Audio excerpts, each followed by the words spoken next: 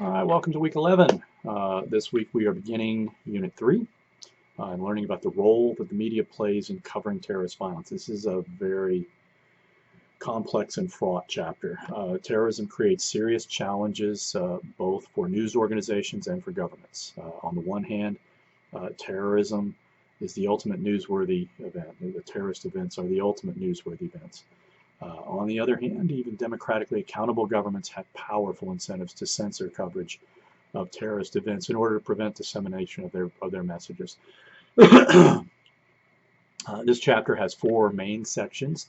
Martin offers a description of the contrasting perspectives of the media and the government in terms of how publicity impacts terrorist events.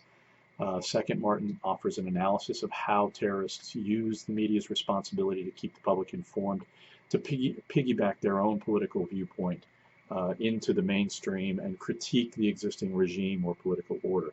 The third section looks at how mass communications technologies are being weaponized in modern conventional and asymmetrical conflicts.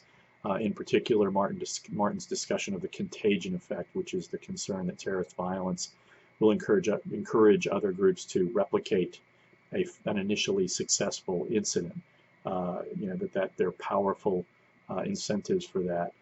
There appear to be several situations in which this appears to have been the case. The proliferation of airline hijackings by Palestinians in the 1960s and the kidnappings of Westerners in Lebanon in the 1980s. The kidnappings of wealthy people in Latin America in the 1970s. All of those illustrate that kind of tendency. An argument could be made domestically that the mass shooting events using high-velocity assault rifles may be attributable to some kind of contagion effect. That's certainly something we can discuss in this week's forum. The fourth section addresses the public's right to know, and that's, to me, one of the most important dilemmas that we confront in dealing with the material this week. We confront a challenge of crafting public policies that maintain a free and independent media while preventing terrorists from underlining the legitimacy of an otherwise legitimate regime. Not just ours, but other countries. Again, this is one of those slippery slope kinds of situations where concerns about national security can be used to trump arguments for allowing, use the word Trump advisedly, allowing the media to play its role as a watchdog institution, keeping government accountable.